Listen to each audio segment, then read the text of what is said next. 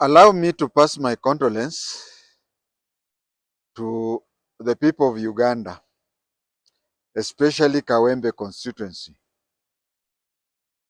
on the death of Honorable Mohammed SSEGIRINYA. If I pronounce it wrongly, you see I cannot pronounce like a Ugandan. But I want to pass my condolence to the constituency of Kawempe, Uganda in general, for the death of Honorable Muhammad SSEGIRINYA. And if you want to compare somebody's lifestyle or life history, it is, even if they are twins, I don't know about cloned people, but even if they are twins, it is really hard to have somebody with the same history as the other one. Just in one person in Uganda, he is comparable to several Kenyan political leaders in the 80s who went through, and I'll give you a few examples. If I remember more, if a Kenyan can remember more, who knows about Muhammad SSEGIRINYA? If there is anybody who knows him and can compare him to any of the Kenyan second liberation fighters, you can add in the comment section. I want to agree with the song that Ugandans are singing, that we shall overcome. What you are going through is what we in Kenya went through. It's what we went through in Kenya. And the way Kenya is, we can never go back there. I think that is consolation enough. I can equate SSEGIRINYA with Kenneth Matiba. I can equate him with Kenneth Matiba in a very simple way. SSEGIRINYA, sorry for my pronunciation, but I hope you understand. The way I'm equating him to Matiba is that he was arrested for a trumped up charges. He was arrested for a trumped up charges for an offense that he is supposed to have committed, which is capital offense in nature. The trumped up charges were that he had committed an offense which is capital in nature. And he was held incommunicado, and even without appearing in court, for over 500 days. How does that look like Matiba? Matiba was arrested and charged and detained for a capital offense, just as he was physically fit and preparing. He was preparing to mount Mount Everest. But both of them developed illness.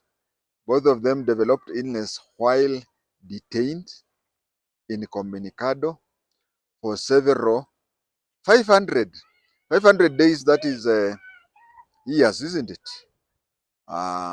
So Matiba was also held incommunicado for several years. What saved Matiba is that Raila Amolo Odinga had some special arrangements with the government, whereby he passed the information to Mama Ida, and Mama Ida passed the information to Matiba's family. And that is how Matiba was brought out, taken to Nairobi Hospital, the best private hospital in East and Central Africa. But again, he could not be cured, and he was taken abroad. And even when he was taken abroad, he came back up to whatever killed Matiba many years after he had been released and attended several medical whatever, was that jailing or that detention. The same happens to Mahmoud. The day he spent in prison, over 500 days, is what led him to his death today. He died a very young person. Somebody born in January 1988. I remember January 1988, the day he was born. I can tell you, I remember the whole week. In brief, that is the week that I was on transfer from from West Pokot to Wajir. For my viewers in Uganda, if you want to know what I mean by West Pokot, I mean Moroto.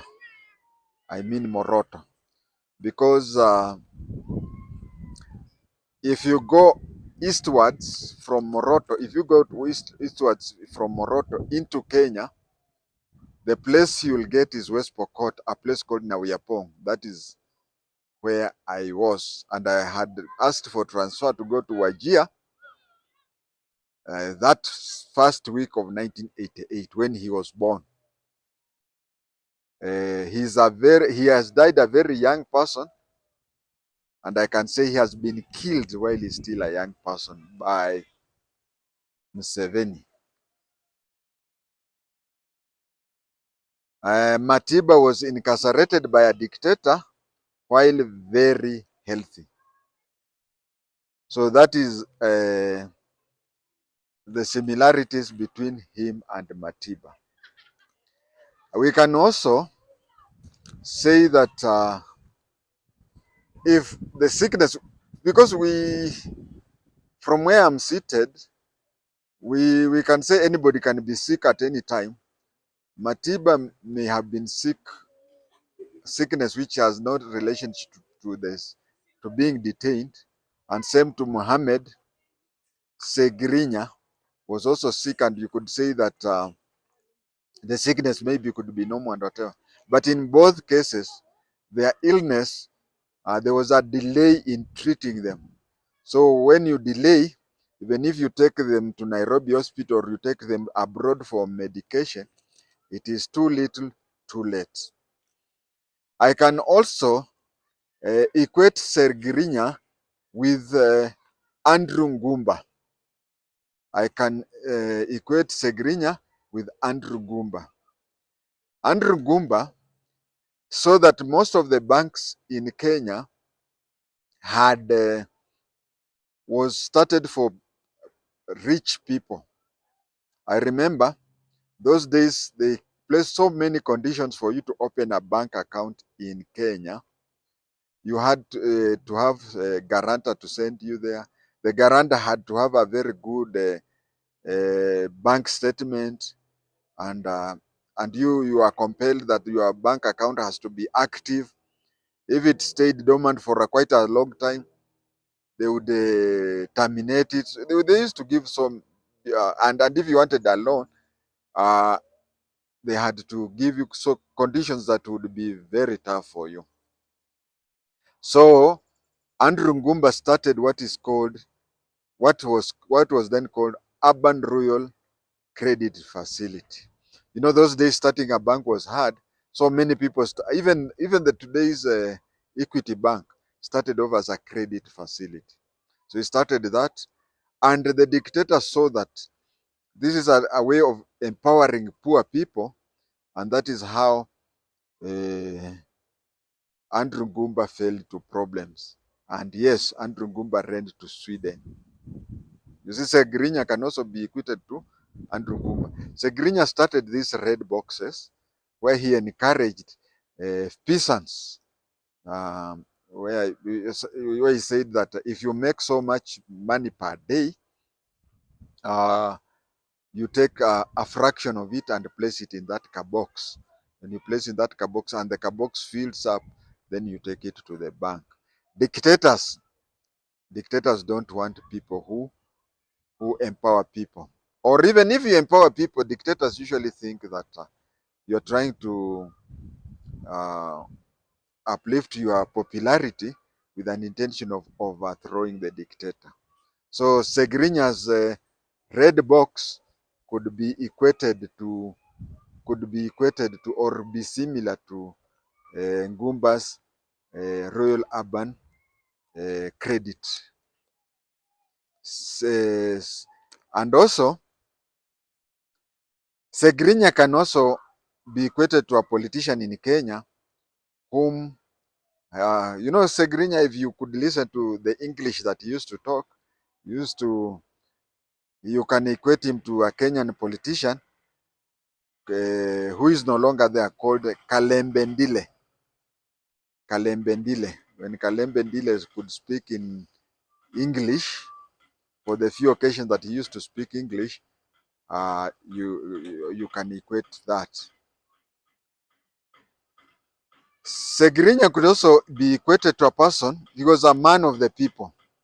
He was a man of the people. So you can equate him to Martin Shikuku. Segrinya is somebody who was very, very comfortable sitting with the peasants. Segrinya is somebody who liked building. It is so sad that from his own pocket, uh, okay, let me withdraw the word, it is so sad. It is so pleasing that Segrinya, from his pocket, he did two things. One, he bought an ambulance from his own pocket. And two, he he started a clinic, a hospital somewhere in Uganda. When he started that, poor people would get medication, and the major point there was the maternity in that place. When he was, and you see, he used to pay rent for that hospital. He used to pay for those people, not from his pocket.